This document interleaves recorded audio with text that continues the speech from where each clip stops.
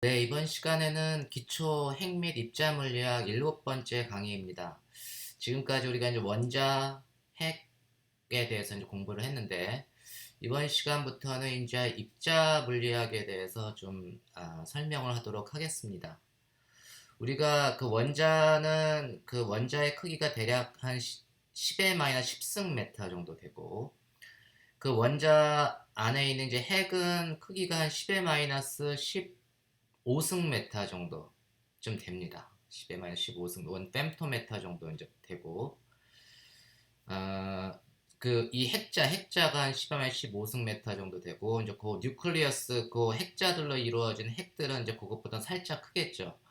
그래서 그게 한 10의 마이너스 14승 메타 정도 되고, 그다음에 이제 전자는 굉장히 작습니다. 10의 마이너스 18승 미터보다 굉장히 작다. 그것보다 훨씬 더 작다 이렇게 알려져 있고, 지금 이 양성자는 그럼 무엇으로 구성되어 있는가? 그 안을 더 들여다보고 싶으면 사람들이 이제 그걸 이제 쿼크라고 하는 걸로 구성되어 있다 이렇게 얘기를 하는데, 여러분들도 그 핵자 안에 있는 놈이 뭘로 구성되어 있을까 정말 궁금하면 그때는 이제 우리가 입자 물리학이라는 걸 좀 공부를 해야 됩니다. 그래서 오늘부터는 입자 물리학을 조금 몇 번 강의를 하도록 하겠습니다. 먼저 우리가 이제 입자 물리학은 영어로 이제 particle physics라고 하는데, 입자 물리학은 께서 그 주로 질문하는 두 가지 메인 퀘스천이 있습니다. 그게 뭐냐면 첫 번째 퀘스천이 What is matter made of? 물질이 도대체 어떤 걸로 구성되어 있을까? 내가 쪼개면 더 이상 쪼갤 수 없는 어떤 게 존재하지 않을까? 이제 그런 것들이 더 이상 쪼갤 수 없는 그런 입자를, 그런 물체를 우리가 이제 기본 입자다 이렇게 보통 얘기를 합니다. 그래서 모든 물질은 이제 기본 입자로 구성되어 있는데, 그 기본 입자가 현재까지 알려진 거로는 우리가 이제 쿼크하고 렙톤이다라는 걸로 이제 알려져 있습니다. 이런 것들을 공부하는 학문이 우리가 이제 입자 물리학이고, 이제 핵 물리학, 뭐 입자 물리학 이런 데서 이런 것들을 공부를 합니다. 그리고 두 번째는 그러면 도대체 이런 놈들이 how do they interact with one another? 그럼 이런 놈들이 어떤 상호작용을 할까? 어떻게 힘을 주고받을까? 그러니까 인터랙션의 문제입니다. 상호작용을 어떻게 할까? 이런 것들을 또 공부하는 학문이 입자 물리학입니다. 물질이 어떤 걸로 구성되어 있고, 이런 놈들은 어떻게 살아갈까? 어떠한 상호작용을 하면서 살아갈까? 이런 것들을 공부하는 학문이 입자 물리학인데, 예를 들면 우리가 이제 거시적인 레벨에서 보면, 지구 같은 경우는 지구 전체의 레벨에서 보면, 그러니까 지구 질량이 라지 M인 지구하고 질량이 스몰 M인 달이 있으면 둘 사이에는 이제 만유인력, 중력이 작용을 하게 됩니다. 그죠? 중력은 두 물체의 질량의 곱에 비례하고 거리의 제곱에 반비례하고, 직접적인 측정이 가능합니다. 그리고 이제 전자기에서 보면 대전된 금속 두 전하 사이에 작용하는 힘은 뭐 전기력이 작용한다고 얘기하고, 그런 놈들도 우리가 직접적인 측정이 다 가능합니다. 그런데 우리가 요렇게 뭐 양성자, 중성자, 전자 이런 놈들은 너무너무 작잖아요. 아까 크기가 10의 마이너스 15승 메타, 뭐 양성자나 중성자와 같은 핵자는 크기가 10의 마이너스 15승 메타 정도 되고, 전자는 뭐 10의 마이너스 18승 메타, 훨씬 그보다 더 작다고 알려져 있는데, 이렇게 조그만 놈들은 내가 눈으로 볼 수도 없고 또 만질 수도 없고, 이런 놈들은 어떻게 측정하냐? 그런 것들 이제 간접적인 방법으로 측정을 해야 된다. 우리가 직접 눈으로 확인할 수가 없기 때문에 간접적인 방법을 통해서 indirect measurement라고 하는 간접적인 방법으로 측정을 이제 하게 됩니다. 그래서 그 간접적인 상호작용을 간접적으로 측정하는 방법은 우리가 이미 한 번씩 다 경험을 했습니다. 예를 들면 우리가 어떤 산란을 통해서, 스캐터링을 통해서 굴절각을 측정을 한다거나, 예를 들면 우리가 러더포드 산란 있잖아요. 알파 입자. 그래서 우리 핵의 구조를 알기 위해서 핵을 직접 들여다볼 수 없으니까 거기 알파 입자를 금박에다가 음박 아 금박에다가 우리가 산란을 시켜가지고 핵의 존재를 이렇게 파악을 하듯이, 스캐터링을 통해서 이제 굴절각 같은 거를 이제 측정을 하게 됩니다. 그리고 또 다른 방법은 우리가 이제 뭐 알파 붕괴, 뭐 베타 붕괴, 뭐 이런 거 배웠는데, 그런 붕괴하는 과정을 통해서 물질의 그 붕괴 과정을 통해서 나오는 부산물이라고 하는 게 붕괴에 대해서 디케이 되는 그런 그 물질들을 우리가 이제 조사를 해서 또 그 상호작용들을 이제 그 우리가 이제 측정을 하게 됩니다. 여기 붕괴 과정을 통해서 측정하는 것들은 보통 이제 우리가 약상호작용이라고 이렇게 하는데, 그리고 또 다른 건 이제 어떤 물질의 결합 상태, 바운드 스테이트의 특성을 조사하는, 이건 우리 이제 핵이 굉장히 꽉 그냥 저기 강력에 의해서 이렇게 묶여 있잖아요. 이제 그러한 바운드 스테이트의 특성 같은 걸 이제 조사를 이렇게 간접적으로 하는데, 이런 것들을 이제 조사를 하려고 하니 우리가 이런 놈들을 뭐 현미경처럼 들여다볼 수도 있는 것도 아니고 굉장히 눈으로 볼 수가 있는 상태가 아니기 때문에 이러한 상호작용들의 형태를 이제 추측을 하게 된다. 어떤 가스를 통해서 추측을 통해서 실험것과 비교를 해야 되니까 그 추측을 하는 과정이 보통 이제 우리가 모델링이라고 얘기를 합니다. 그래서 여러 가지 이러한 그 입자 물리학이나 핵 물리학에서 여러 가지 모형들이 나타나게 됩니다. 왜냐하면 우리가 그놈들을 정확하게 우리가 알지 못하기 때문에 우리가 추측을 통한 모델링을 해줘야 되고, 그 모델을 하는 근거는 뭐냐면 우리가 이제 이 조그만 입자들은 무지무지 빨리 움직이기 때문에 특수상대성 이론을 잘 적용을 시켜줘야 돼요. 그리고 이 물질이 굉장히 작기 때문에 우리가 퀀텀 미케닉스, 양자역학도 적용을 해야 됩니다. 우리가 이제 특수상대성 이론과 양자역학을 적용한 모델을 우리가 이제 양자장론이다 이렇게 얘기합니다. 그래서 스페셜 렐러티비티 하고 퀀텀 미케닉스를 다 조합한 이런 학문을 우리가 퀀텀 필드 티어리 그래가지고 양자장 이론이다, 양자장론이다 이렇게 얘기를 합니다. 보통 우리가 이제 그 거시적인 물체는 고전역학으로 우리가 다 다룰 수 있지만 물체의 크기가 원자보다 더 작은 사이즈로 가게 되면 양자역학을 공부해야 되고, 그리고 이 물체가 무지무지 빨리 빛의 속도에 가게 되면 우리가 relativistic mechanics, 우리가 상대론적인 역학을 공부를 해야 되는데, 이게 무지무지 작으면서 무지무지 빠른 놈은 이제 퀀텀 필드 티어리, 양자 장론이라는 걸 공부를 하게 됩니다. 그래서 입자 물리의 영역은 이 무지무지 작으면서 무지무지 빠른 놈을 다루는 학문이다라고 이해를 하시면 됩니다.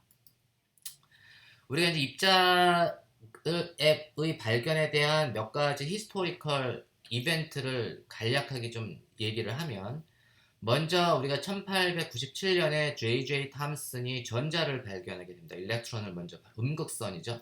일렉트론을 발견을 하게 되고, 그 다음에 이제 1900년에 플랑크가 흑체 복사를 통해서 빛이 우리가 그 전에 그 이전에 우리가 생각해왔던 그냥 단순한 파동이 아니고 빛이 양자화되어 있다라고 주장을 하면서 처음 양자역학이라고 하는 퀀텀 미케닉스가 처음 이제 소개가 됩니다. 1900년에.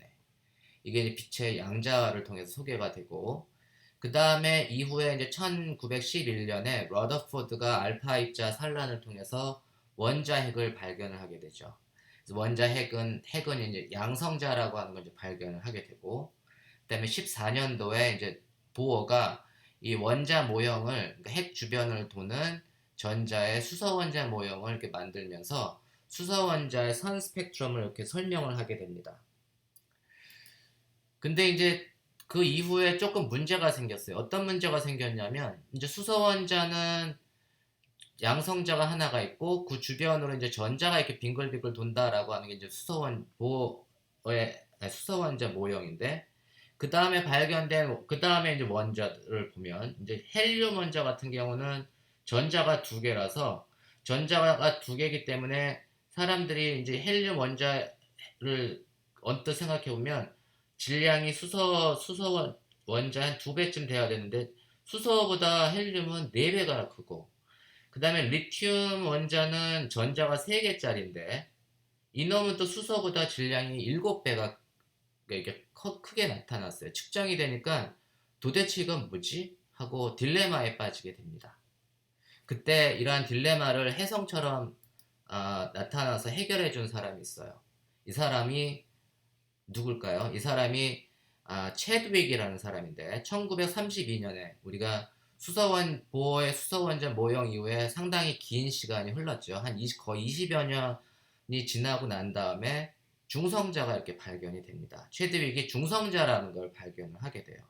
그래서 사실은 이 힐륨 원자, 그 다음에 리튬 원자 핵이 수소보다 질량이 4배, 7배가 큰 이유는 사실은 이 힐륨 원자 핵은 양성자가 2개만 존재하는 게 아니고 거기에 전하가 없는 중성자도 2개가 붙어서 이렇게 힐륨 원자 핵을 만들고, 그 다음에 리튬 원자 핵은 양성자가 3개, 전자가 3개이기 때문에 양성자가 3개가 당연히 존재해야 되지만 이거 이외에 중성자가 4개가 이렇게 붙어가지고 만들어진 게 리튬 원자다라고 하는 걸 알게 됩니다.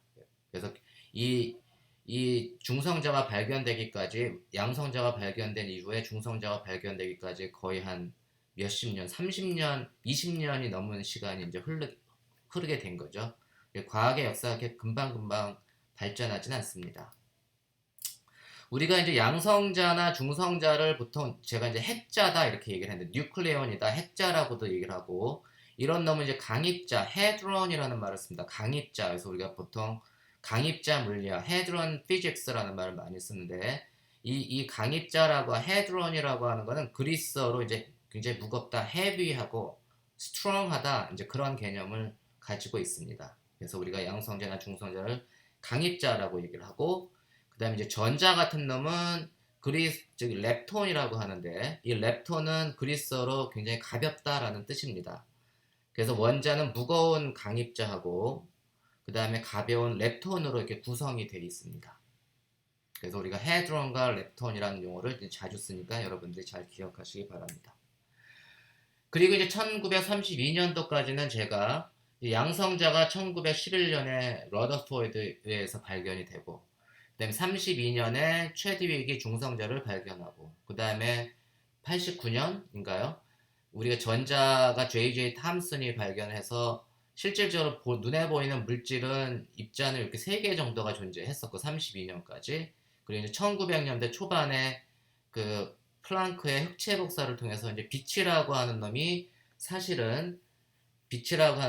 어떤 입자들, 포톤이라고 부르는 광자라고 하는 입자들의 구성체, 집합체가 바로 빛이다라고 하는 것을 우리가 알게 됐습니다. 그래서 1942년도까지는 32년도까지는 우리가 안 게 그게 다예요. 그래서 특별히 우리가 이제 빛의 양자라고 하는 게 퀀텀 미케닉스가 이제 도입이 된 건데, 정지 질량이 0인 입자가 갖는 에너지는 우리가 진동수에 비례하는데, 그때 비례 상수가 이제 플랑크 상수다라고 우리가 알고 있고, 요거는 이제 빛의 양자는 1900년에 플랑크의 흑체 복사, 그 다음에 1905년도에 아인슈타인이 광전 효과를 제안을 하고, 이제 1916년에 밀리칸에 의해서 광전 효과가 증명이 됩니다. 그리고 23년도에 컴톤 스캐터링을 통해서 빛이라고 하는 게 파동이 아니고 입자의 성질을 가져야지만 설명이 되는구나 라는 걸 우리가 알게 됩니다. 그래서 빛이 양자화됐다는 거에 대한 대표적인 실험 사례가 흑체 복사, 그 다음에 광전 효과, 그 다음에 컴톤 효과, 이렇게 대표적인 3개의 실험을 많이들 얘기를 합니다. 우리가 이제 고전 전자기학에서 보면, 우리가 이제 두 전하 사이, 대전된 입자 사이에 작용하는 힘은 전기력이 작용을 한다고 하잖아요. 이 그림은 이제 2개의 플러스 전하를 갖는 사이에 그 전기적인 척력을 지금 나타내주고 있습니다. 우리 전자기학에서 어떻게 배우죠? 이러한 전기적 척력은 뭐에 의해서 매개된다 이렇게 배우죠? 바로 전기장이라는 거에 의해서 2개의 척력이 작용한다 이렇게 우리가 배우고 있습니다. 지금도 그렇게 배우고 있고, 그래서 두 전하 사이에 작용하는 힘은 이러한 일렉트릭 필드라고 하는 어떤 장의 개념에 의해서, 장이라고 하는 게 이 힘을 매개해 준다라고 우리가 이제 배우고 있습니다. 그게 바로 고전 전자기학입니다. 우리가 학부 때 배우는 전자기학이 고전 전자기학이고, 그걸 통해서 이제 두 전하 사이에 작용하는 힘은 일렉트릭 필드에 의해서 매개가 된다라고 하는 걸 배우고 있습니다. 근데 이제 이 일렉트릭 필드가 뭐냐? 그럼 장은 뭐냐? 장은 도대체 필드라고 하는 게 뭐냐라고 하는 거를 밝힌 게, 필드는 사실 자세히 들여다보면 이놈은 하나의 파동처럼 보이지만 그 놈은 사실은 그 장을 구성하는 일렉트릭 필드는 아주 작은 그 광자라고 하는 알갱이로 입자들로 구성된 하나의 집합체다라고 하는 것을 우리가 알고 있습니다. 그래서 이런 놈을 공부하는 것을 바로 이렇게 필드가 연속적인 파동의 개념이 아닌 이 불연속적인 입자들의 집합으로 이렇게 나타내준다는 게 바로 이제 양자 장론의 핵심입니다. 그래서 두 전하 사이에 작용하는 힘은 고전 전자기학, 우리가 맥스웰의 고전 전자기 이론에서는 일렉트릭 필드가 이 힘을 매개해 준다고 얘기를 하지만 우리가 그것보다 한 걸음 더 나아가서 퀀텀 필드 티어리 양자 장론에서는 어떻게 얘기하냐면 두 전하 사이에 작용하는 힘은 이렇게 포톤이라고 하는 광자라고 하는 입자를 서로 교환하면서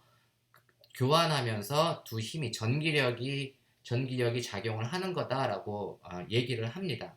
그래서 이 전기력을 매개해주는 힘은 매개해주는 매개자 역할을 해주는 게 광자입니다. 그게 하나의 메신저가 되는 거예요. 메신저가 되는 겁니다. 물질을 구성하진 않지만 전자기력을 매개해주는 입자를 우리가 보통 이제 광자다 이렇게 얘기를 합니다. 우리가 이제 양성자나 그 중성자와 같은 핵자 안에는 뭐가 있을까? 사람들이 이제 쿼크가 있다는 걸 이제 알고 있는데 이 양성자나 중성자는 크기가 10의 15승 메타입니다. 그런데 이 안을 더 들여다보고 싶으면 우리가 돋보기로 봐야 되는데 우리가 눈에 안 보이면 더 궁금하면 돋보기로 쳐다보잖아요. 근데 이제 이 돋보기라고 하는 걸로 우리가 이런 놈을 볼 수는 없고 우리가 이제 물체가 작은 좀 글씨가 안 보이면 돋보기로 봐야 되고 그것보다 더 작은 세포 같은 경우는 뭘로 보죠? 현미경으로 보죠. 현미경이 바로 돋보기입니다. 돋보기보다 더 배율이 더 좋은 돋보기가 바로 현미경입니다. 현미경으로 본다는 얘기는 현미경에서 나오는 빛을 통해서 우리가 이제 그 빛을 통해서 물질을 파악을 하는데 그것보다 작은 놈을 더 보고 싶으면 이제 현미경도 자꾸 발달을 해가지고 그 빛으로 만들어진 현미경도 있지만 전자 현미경도 있잖아요. 그래서 굉장히 작은 놈들에게 현미경으로 봅니다. 근데 이제 그것보다 더 작은 놈, 이런 양성자 같은 놈은 크기가 10의 마이너스 15승 메타 정도 되니까 이런 놈을 정말 양성자나 중성자 같은 핵자들을 보고 싶으면 우리가 빛을 보이거나 아니면 전자를 보내거나 아니면 다른 뭐 양성자를 보내거나 이제 그런 걸 통해서 이런 감마선이나 어떤 입자가 갖는 에너지를 통해서 보고 싶은 놈을 들여다 봐야 되는데 그때 그 크기가 되려면 대충 이 사이즈에 해당되는 크기, 최소한 내가 보고자 하는 대상의 사이즈, 이 크기에 이 사이즈의 파장을 갖는 에너지가 필요합니다.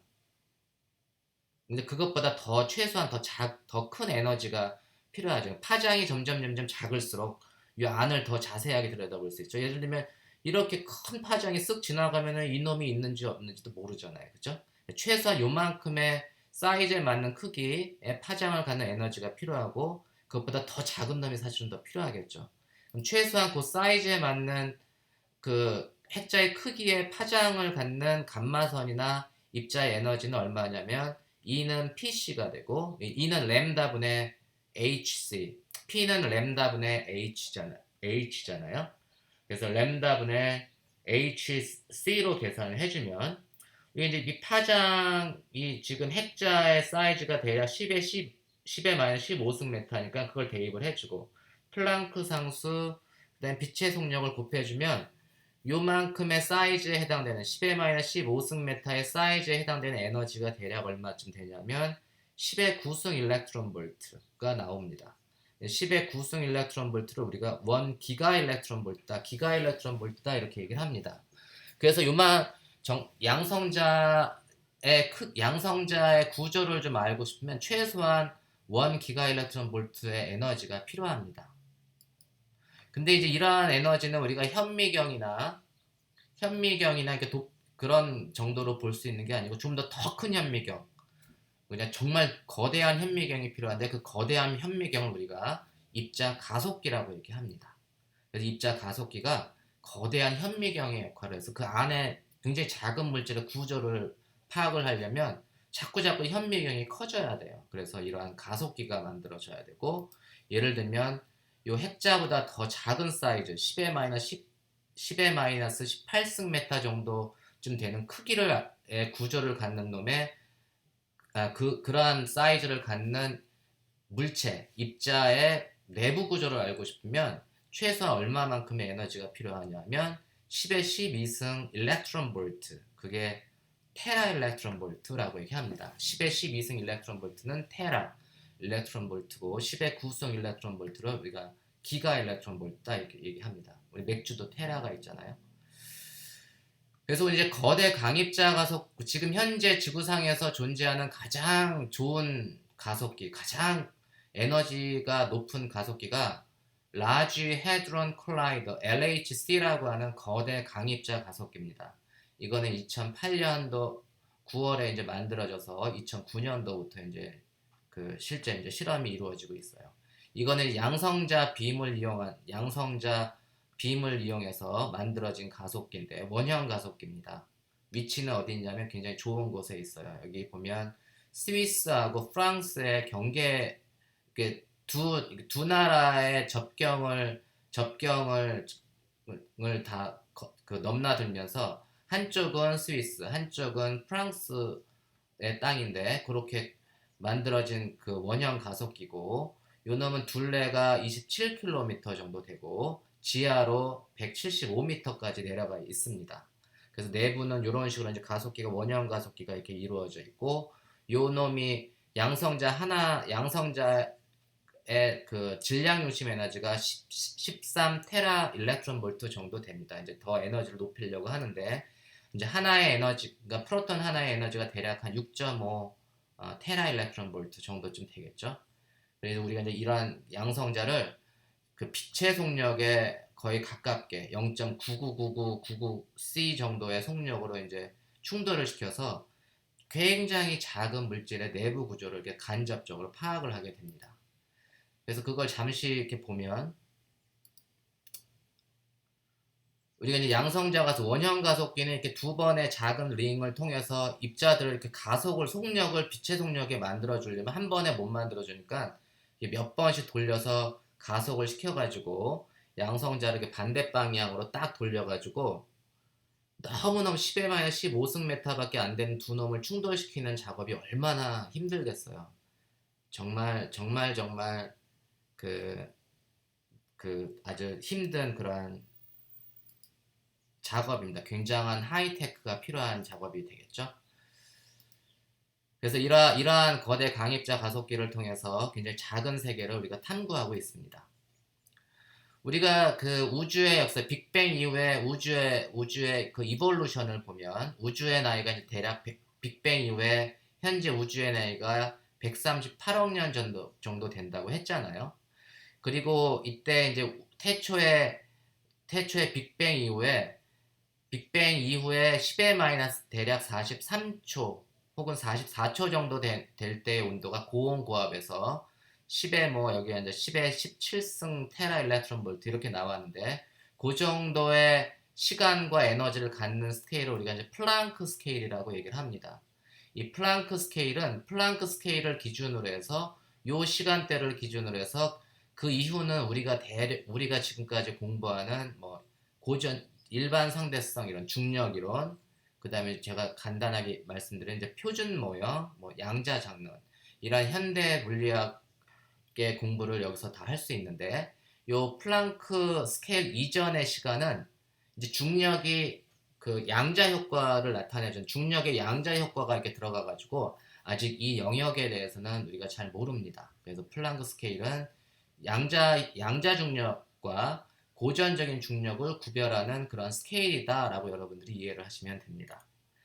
보통 우리가 이제 에너지로 따지면 일렉트론 볼트라는 거를 많이 쓰는데, 1 일렉트론 볼트는 1.6 곱하기 10의 19승줄, 그리고 이제 테라 일렉트론 볼트는 10의 12승 일렉트론 볼트라고 했죠. 10의 12승 일렉트론 볼트에 도달하려면 얼마 정도의 에너지가 필요하냐면, 우리가 모기의 질량, flying mosquito 그래가지고 날아다니는 모기의 질량이 대략 2 곱하기 10의 마이너스 6승 킬로그램 정도 되는데, 요 놈이 모기의 그 속력이 0.4m/s 정도가 되면 2분의 1 MV 제곱을 해주면 그 에너지가 모기의 날아다니는 모기의 운동 에너지가 1 테라 일렉트론 볼트 정도 됩니다. 그 정도의 에너지가 1 테라 일렉트론 볼트 정도가 됩니다.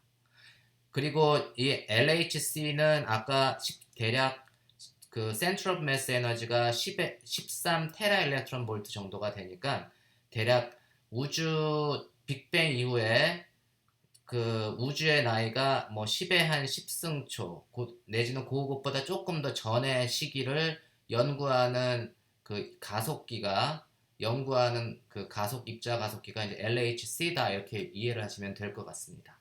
시간이 점점 흐르면서 에너지는 점점 이렇게 줄어들게 되죠. 그래서 100 MeV 수백 MeV 정도 이런 레벨에서 공부하는 건 굉장히 이제 저에너지의 이제 핵물리학, 그 다음에 요 정도 테라 일렉트론 볼트, 기가 일렉트론 볼트, 뭐 이런 정도를 연구하는 학문이 대충 입자 물리학. 그래서 두 놈이 이제 이렇게 겹치면 대략적으로 우리가 이제 조금 전에 얘기했던 강입자 물리학, 뭐 이런 걸 이제 공부를 하게 된다 이렇게 이해를 하시면 됩니다.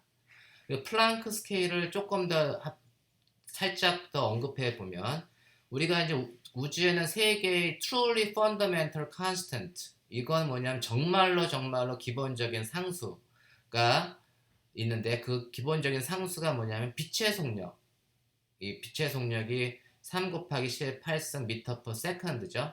그리고 이제 플랑크 상수라고 하는 게 6.616 곱하기 10의 34승 줄 세컨드인데 요 놈도 줄 세컨드도 그 단위를 좀 환산하면 요거 질량 곱하기 거리의 제곱 나누기 시간입니다.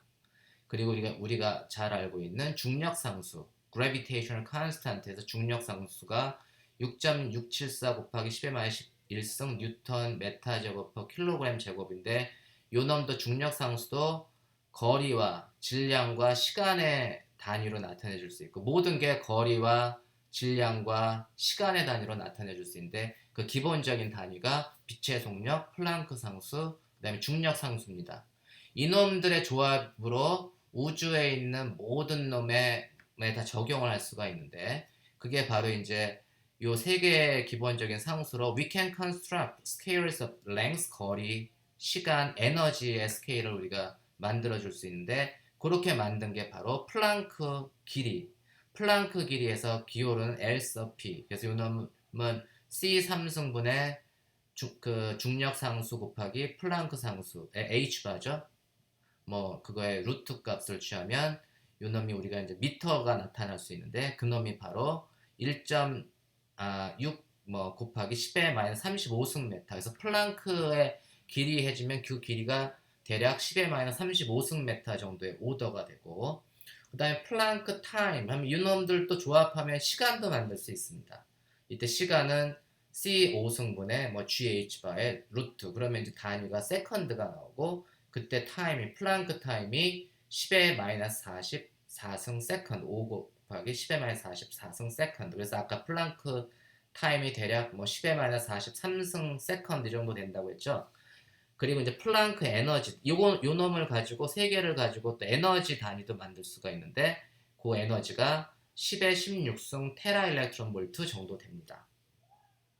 이해하셨나요? 그리고 그때 또 매스도 질량 매스도 우리가 만들 수가 있고 그걸 우리가 이제 플랑크 매스다라고 해서 플랑크 매스가 10의 마이너스 뭐 8승 킬로그램 정도 됩니다. 그래서 그런 걸 우리가 이제 플랑크 스케일은 플랑크 랭스, 타임, 에너지 10의 마이너스 35승 메타, 10의 마이너스 44승 세컨드, 10의 16승 테라 일렉트론 볼트 정도의 그 길이와 시간과 에너지를 갖는 스케일을 플랑크 스케일이라고 하고 요것보다 전에서 일어난 빅뱅 이후에 전에 일어난 일들은 이제 그 중력의 양자 효과 때문에 우리가 열심히 공부를 해야 되는 학문이고 그 이후는 대략적으로 우리가 이제 많이 알고 있습니다.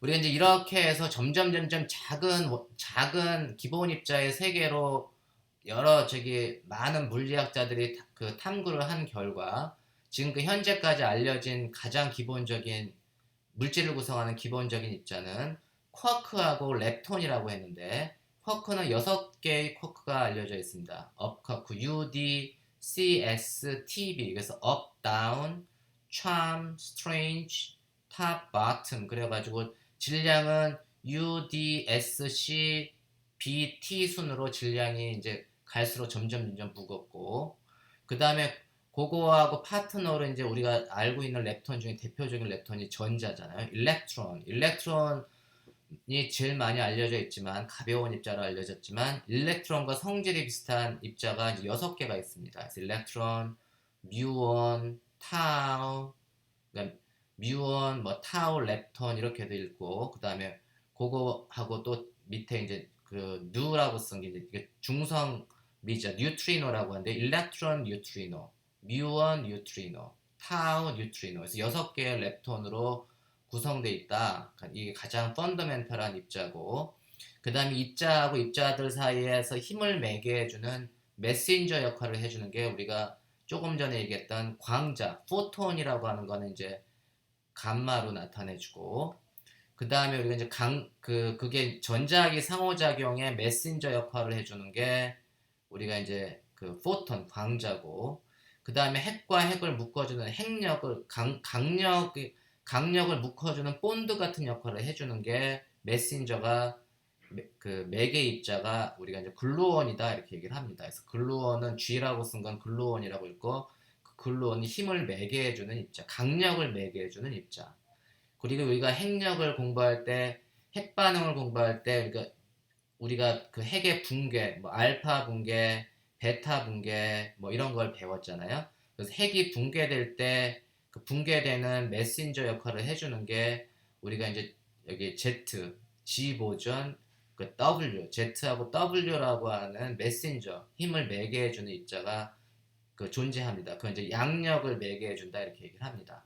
그래서 우리가 그 지구상에 그 우리 우주에는 4가지 기본 입자가 존재하는데 electromagnetic force, 전자기력, 그 다음에 핵을 묶어주는 핵력, strong force, 그 다음에 물질의 붕괴 같은 거를 나타내주는 데 기여하는 양력, weak force가 있고, 우리 잘 알고 있는 이제 중력이 있습니다. 이게 이제 4가지 기본적인 힘입니다. 그리고 이제 가운데 덜렁 힉스 보존이라고 하는 게 있는데 이 힉스 보존은 2012년도에 우리가 이제 발견을 했고 질량이 대략 126 기가 일렉트론 볼트 정도 되고 그 다음에 그 라이프 타임 수명이 1.56 곱하기 10의 20승 세컨드 정도가 됩니다. 그래서 이거는 힉스 보존은 이제 힘을 이 각각의 쿼크나 렙톤 이런 놈들이 질량이 조금씩 다른데 그런 걸 우리가 질량의 이제 하이어라키 문제라고 계층 문제인데 질량이 왜 다를까? 질량은 어떤 놈한테는 질량을 주고 어떤 놈한테는 질량을 안 주고 그런 놈이 도대체 뭔가 그, 그, 그 역할을 해준 게 힉스 보존이라고 하는 겁니다. 요거에 대해서 이제 간략하게 이제 제가 이제 하나씩 알아볼 텐데 먼저 할 때 힉스 보존은 우리가 이제 그 필드하고 입자, 장과 입자라고 하는 거는 입자와 파동의 이중성과 관계가 있습니다. 조금 전에 제가 포톤 광자를 얘기할 때 우리가 이제 보통 필드는 뭘로 구성되어 있냐 하면 파동으로 구성되어 있다 이렇게 얘기를 합니다. 그래서 a field is made up of waves. 근데 웨이브는 파동은 또 뭘로 구성되어 있냐면 입자들로 이렇게 구성되어 있다 이렇게 얘기를 합니다.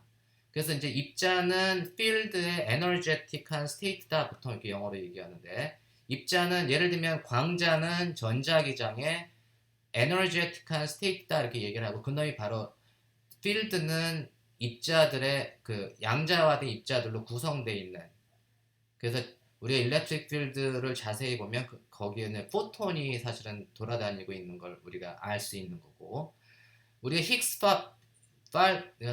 힉스 입자라고 하는 거 힉스 particle은 is an energetic state of a Higgs field 힉스 장이라고 하는 거에 에너제틱한 스테이트 하나의 힉스 보존이라고 하는 거는 힉스 필드라는 거에 하나의 양자화된 입자다라고 여러분들이 이해를 하시면 돼요.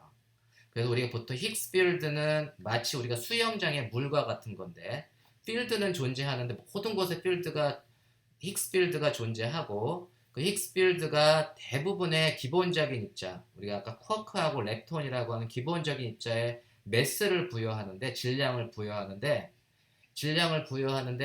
그걸 어떻게 부여하는지 이제 그런 걸 연구하는 학문이 입자 물리학입니다. 그리고 우리가 힉스 필드는 양성자나 뭐 중성자 같은 복합적인 물체에는 질량을 부여하지 않아요. 기본적인 펀더멘탈한 파리클, 기본 입자에만 질량차가 나는 거를 설명해 주는 게 이제 힉스 필드의 개념이고, 양성자, 중성자, 무슨 원자 뭐 이런 거에 질량을 부여하는 거는 힉스 필드로 설명을 하진 않습니다. 그건 이제 다른 그 퀀텀 크로모다이내믹스, 양자 색소역 생력학이라는 강입자 물리학에 쓰는 양자 생력학이라는 걸로 이제 설명을 해야 되는데, 우리가 힉스 필드를 설명한 그 아주 좋은 동영상이 있어 하나 소개하면서 이번 시간을 마치고자 합니다. 이건 여러분들이 이제 그 보시면 여기 선이라고 하는 우리가 LHC를 가동시키는 그 입자물리 가속기 연구소입니다. 그 연구소에서 힉스 보존이 뭐냐라는 거를 그 4분짜리 동영상을 만들었는데 너무너무 유용합니다. 한번 보시겠습니다.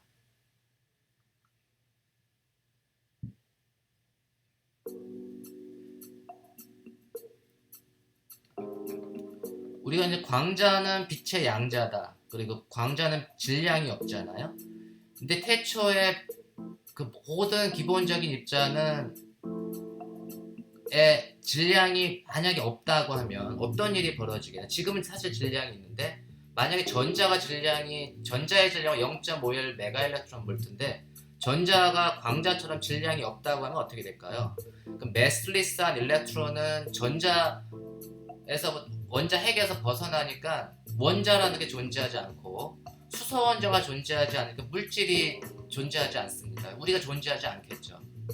그래서 태초에 빅뱅 이후에 이러한 모든 기본 입자들의 질량이 서로 다른데, 이 서로 다르게 질량을 부여한 이유가 뭘까라는 그걸 연구해서 노벨상을 받은 사람이 이 두 사람입니다. 힉스라는 사람하고 앵글러스트라는 사람인데, 이 사람들이 어떻게 했냐면 힉스 필드라는 게 눈에 보이지 않는 필드가 존재하는데, 필드 안으로 6쿼크, 그 다음에 광자, 전자가 들어가는데 광자는 빛하고 상호작용을 안 하고, 예를 들면 6쿼크는 요놈하고 상호작용해서 질량을 2.16만큼의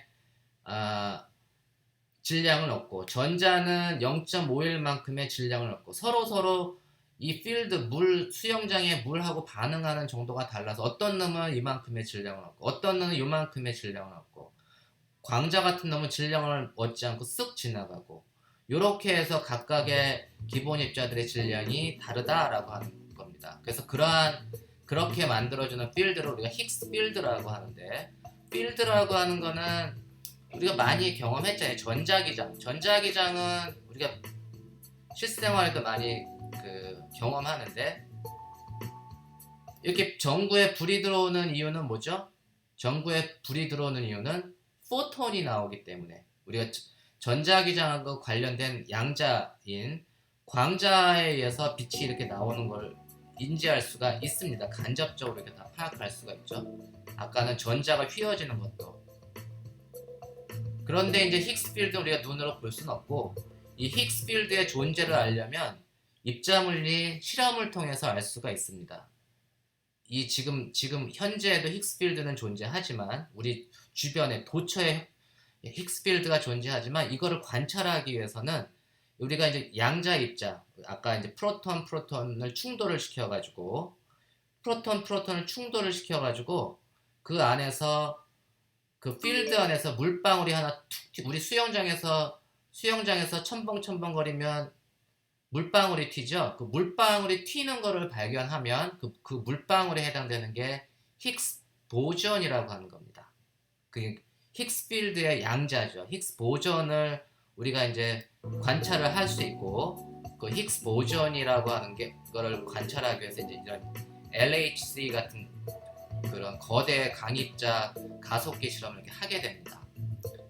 그래서 이런 힉스 보존을 발견을 하면 요 놈은 금방 죽기 때문에 얘가 부산물을 해서 예를 들면 이렇게 전자 4개로 붕괴하거나 아니면 광자 2개로 붕괴하거나 이런 식을 통해서 우리가 부산물이라고 제가 했죠. 충돌 스캐터링을 통한 부산물, 우리가 붕괴를 통한 부산물을 통해서 그런 걸 다 분석을 해서 힉스 보존이라는 게 나왔구나, 힉스 보존이 존재하는구나 라는 거를 우리가 알 수가 있습니다. 이게 바로 입자물리 실험의 기본적인 아이디어입니다. 그래서 아마 요거에 끝난 것 같네요. 그래서 이러한 걸 통해서, 이러한 부산물을 통해서 우리가 힉스 입자, 힉스 필드의 존재, 그 다음에 힉스 보존의 존재를 파악을 하게 되고, 그러한 그 힉스 입자를 발견을 한 게 바로 LHC 실험이라는 걸 여러분들이 이해하시기 바랍니다. 다음 시간부터는 제가 이제 중간 좀 이제 기본적인 입자들에 대해서 좀 설명을 하도록 하겠습니다.